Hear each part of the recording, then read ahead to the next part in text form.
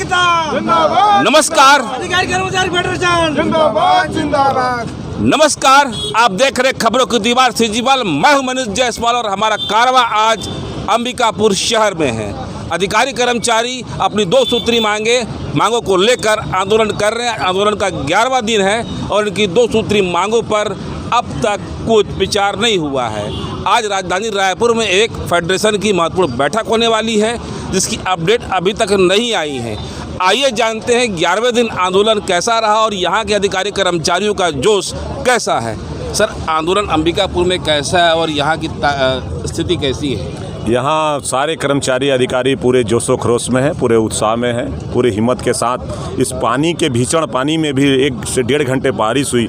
आप देखेंगे कि पूरे कर्मचारी हमारे जितने भी थे, सारे लोग इस पानी में भीगते बारिश में जो है डटे रहे और आगे आने वाले समय में भी प्रांत से जो निर्णय होगा उसके अनुसार हम सभी लोग निरंतर जो है आगे इस आंदोलन को जारी रखेंगे। और सरकार जो हमारी जो सूत्रीय मांग है, महंगाई भत्ता और गृह भाड़ा, उसको त्वरित इसका निराकरण मान लीजिए अभी आपको शून्य में वापस आना पड़ा या आपके प्रांतीय निर्देश ने कह दिया कि चलो भाई अब शून्य में जा रहे हैं, तब की स्थिति इस सरगुजा संभाग से क्या रहेगी? नहीं, ऐसी कोई स्थिति निर्मित नहीं होने वाली है। शून्य की स्थिति नहीं होगी। हम कुछ ना कुछ लेके आएंगे और हमारे लोग, सारे लोग निरंतर हड़ताल में हमने जारी रखेंगे। ऐसा हमने जिले में प्रस्ताव पारित किया है। मतलब मान लीजिए कि अगर वहाँ शून्य में आप वापस ले ले तो आप लोग जारी रखेंगे? नहीं, ऐसा कुछ नहीं है। हमारा निर्णय जो है आएगा, जो निश्चित रूप से सुखद निर्णय ही रहेगा और हम सब लोग आंदोलन में रहेंगे। ऐसा कोई निर्णय नहीं। सुखद निर्णय के भरोसे पे है। सर, एक बात बताइए, HRA और DA एक आम कर्मचारी के लिए इतना महत्वपूर्ण क्यों है कि इसके लिए 11-12 दिन हड़ताल करना पड़ा? कामकाज प्रभावित है, लोगों को तकलीफ हो रही है, जनता त्राही कर रही है। निश्चित रूप से जो पूरे प्रदेश में महंगाई की मार है, इसको सरकार स्वयं स्वीकार कर रही है और सरकार महंगाई के खिलाफ कई प्रकार के आंदोलन कर चुकी है। और अभी हमारे प्रदेश के मुखिया माननीय मुख्यमंत्री जी और पूरा मंत्रिमंडल और उस पार्टी के सारे लोग अभी दिल्ली के रामलीला मैदान में 4 तारीख को विशाल आयोजन कर रहे हैं, वो महंगाई के खिलाफ। तो महंगाई है, इसको सरकार स्वीकार कर रही है और महंगाई भत्ता नहीं दे रही है अपने कर्मचारियों को, ये बड़ी विडंबना है। तो ये विरोधाभासी स्वयं सरकार है। सरकार महंगाई को स्वीकार करते हुए भी महंगाई भत्ता, मकान भाड़ा भत्ता नहीं दे रही है। आज इस महंगाई में हमारे तृतीय लघु वेतन के कर्मचारी जिसको 20-25 हज़ार रुपये मिल रहा है, हमारे तृतीय श्रेणी के कर्मचारी जिसको 40 से 45 हज़ार रुपये मिल रहा है, तो इस महंगाई में कैसे वो अपने परिवार का पालन पोषण करेगा? शिक्षा महंगी हो गई, स्वास्थ्य महंगा हो गया, सारे सामान महंगे हो गए। और फिर इसी प्रदेश में 4 प्रकार का महंगाई भत्ता क्यों दिया जा रहा है? यदि महंगाई सबके लिए समान रूप से है, चाहे वो अखिल भारतीय सेवा का अधिकारी हो, उसके लिए भी वही दुकान में वही सामान का वही रेट होगा, केंद्र के कर्मचारी हैं उनके लिए भी वही रेट होगा, बिजली विभाग के जो कर्मचारी अधिकारी हैं उनके लिए भी वही रेट होगा, तृतीय श्रेणी या पूरे कर्मचारी अधिकारी जो 5 लाख आंदोलन कर रहे हैं उनके लिए भी वही रेट होगा, और हमारे पेंशनर जिनको अभी 17% मिल रहा है वो उनको भी वही रेट से सामान खरीदना पड़ रहा है। तो फिर सरकार इस महंगाई भत्ते में ये विरोधाभासी क्यों 4 प्रकार का भत्ता दे रही है? सर, एक बात बताइए, कल मुख्यमंत्री जी ने जो बयान दिया उसके पहले जो ट्वीट किया, उसको ये यहाँ पंडाल पर लोग किस नज़रिए से देख रहे हैं? मैं बताना चाहूँगा कि मुख्यमंत्री जी ने ट्वीट किया है, अपील भी किया है कि 1 तारीख 2 तारीख से सभी कर्मचारी अपने काम पर वापस लौट जाएं। तो मैं इस संबंध में बताना चाहूँगा कि आज 1 तारीख है और आज हमारा जो पंडाल की संख्या थी बहुत ज़्यादा संख्या थी। तो हम भी अपील करते हैं माननीय मुख्यमंत्री जी से कि हमारी जो मांग, मैं तो इसको मांग नहीं कहूँगा, हमारा वो अधिकार है, उसको हमको दे दें। हम सहर्ष रूप से वापस आके हम पूरी वही जोश वही उमंग के साथ अपने कार्य पर लग जाएंगे। ट्वीट करने के बाद मुख्यमंत्री जी ने जो मीडिया के सामने बयान दिया उसको किस नज़रिए से देखते हैं आप लोग? तो वीडियो वगैरह खूब शेयर किए होंगे उसके।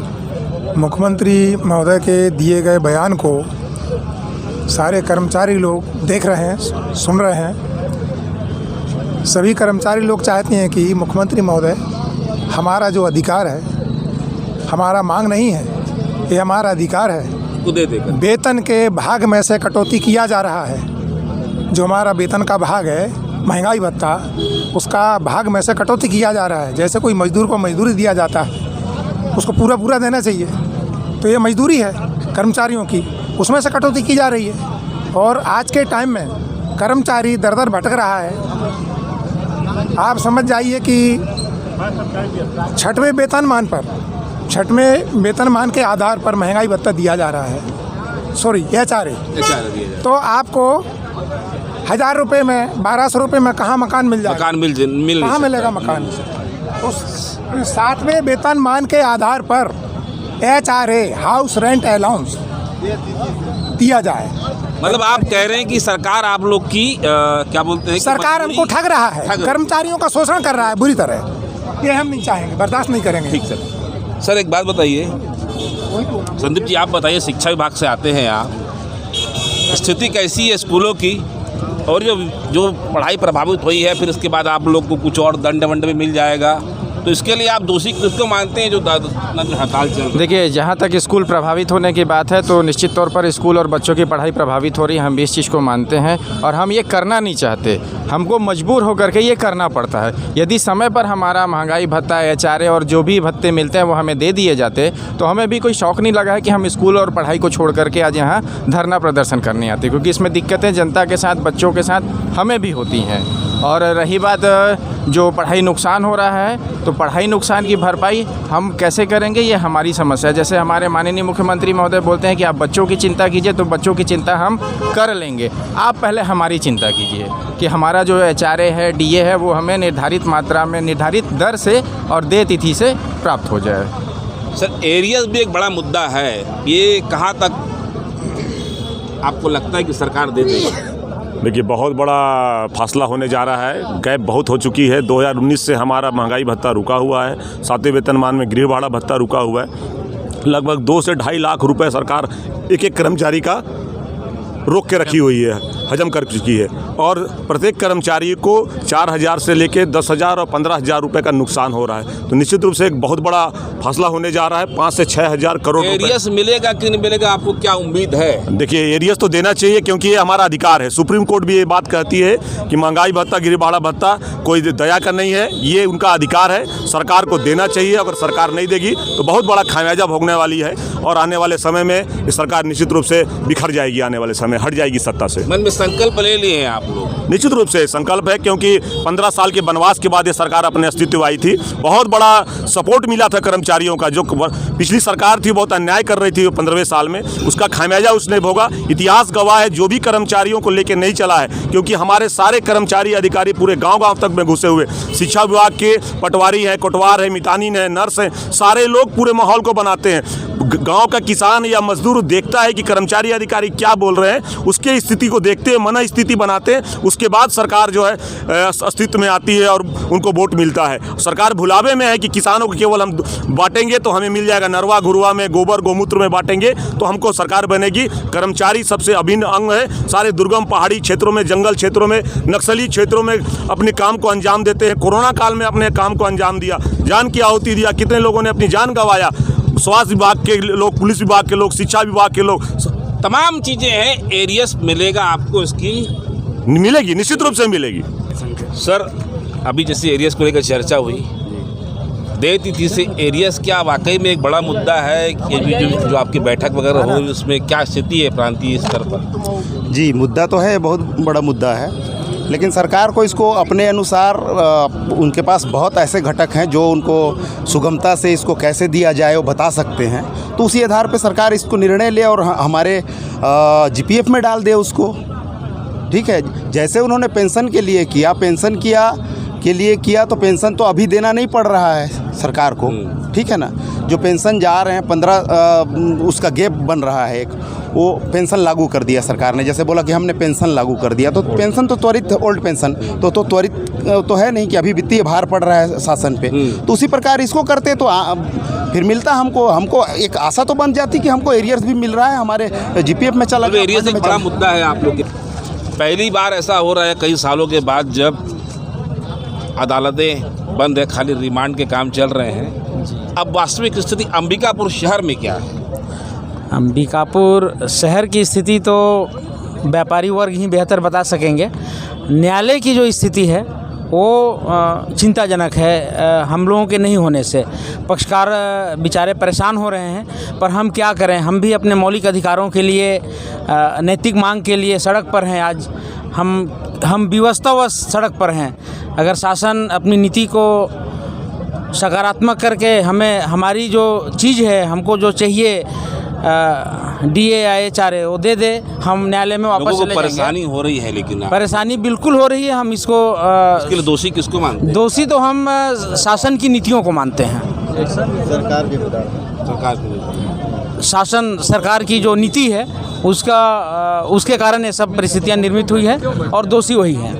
सर, एक और चीज़ जानना चाहूँगा सर, सरकार का वित्तीय प्रबंधन को आप लोग किस नज़रिए से देखते हैं? पंडालों में वित्तीय प्रबंधन को लेकर क्या चर्चाएं हो रही हैं? पंडाल में यही चर्चा हो रही है कि भाई हमको तो ये रेगुलर हमेशा मिलता आया है, कोई हम ऐसा कोई चीज़ अलग से नहीं मांग रहे हैं, वेतन बढ़ाने की मांग नहीं कर रहे हैं, केंद्र के समान अन्य सुविधा जो उनको मिलती है वो हम मांग नहीं कर रहे हैं। हम तो ये मांग कर रहे हैं कि जो महंगाई बढ़ा है उसके लिए सरकार पहले से बजट निर्धारित करके रखता है, क्योंकि जनवरी जो हमारा वेतन संरचना है और उसमें जो समझौता है केंद्र और राज्य का, उसमें यही है कि जब केंद्र अपने कर्मचारियों को जो महंगाई मुद्रास्फीति का मूल सूचकांक के आधार पर जो निर्धारण होता है, तो वो जब केंद्र सरकार बढ़ाती है तो राज्य सरकार भी अपने कर्मचारियों को देती है। हो सकता है 2-3 महीने पीछे भला ही जारी करे वो, लेकिन उसी तिथि से जनवरी और जुलाई से देती है, वर्ष में 2 बार। तो इसमें तो सरकारें अपना पहले से बजट निर्धारित करके रखती हैं कि भाई कर्मचारियों को हमको देना पड़ेगा। हम सबसे बड़ा विषय तो यही है कि कर्मचारियों का महंगाई भत्ता और मकान भाड़ा भत्ता की ये जो राशि है, बजट है, ये कहाँ चला जा रहा है? ये बहुत बड़ा घोटाला है एक प्रकार से। मतलब इसका बजट में प्रावधान नहीं किया गया नहीं किया गया है, तो ये करना चाहिए। ये जो वित्तीय प्रबंधन वाले लोग हैं उनकी कमी है, या तो कोई उनको ऐसा निर्देशित कर रहा है कि कर्मचारियों का हक को मार दो और दूसरे जगह इस कर्मचारियों का हक का जो पैसा है वो दूसरे जगह आप लगा दो।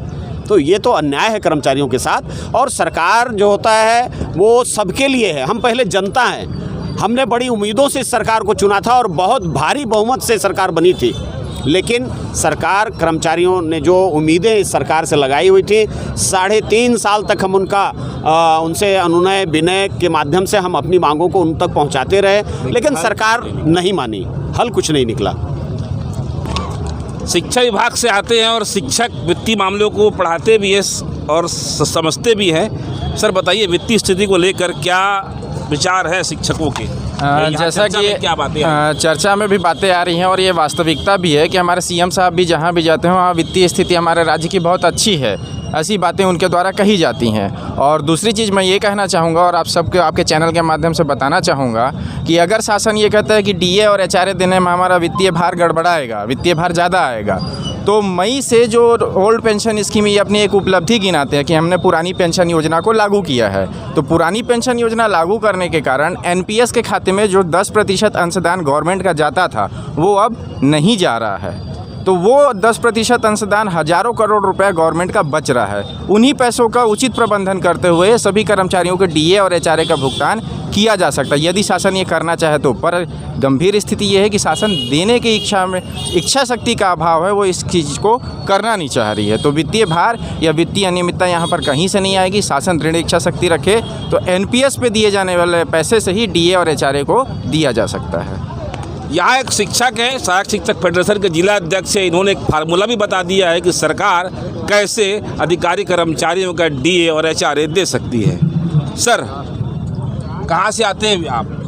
अंबिकापुर से हैं। कौन से विभाग से आते हैं? पॉलिटेक्निक से। क्या स्थिति है सर, आपको क्या लग रहा है? आप तकनीकी विषय के जानकार हैं, वो कैसा लगता है कि आपको क्या सरकार कहाँ तक आप लोग की बातों को मानेगी?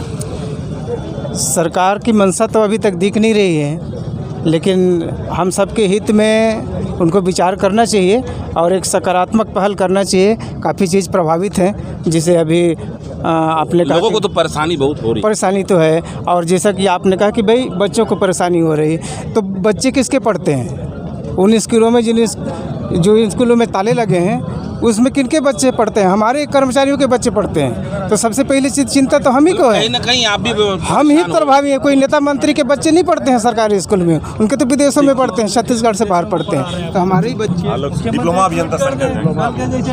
आंदोलन अब किस दिशा में जा रहा है?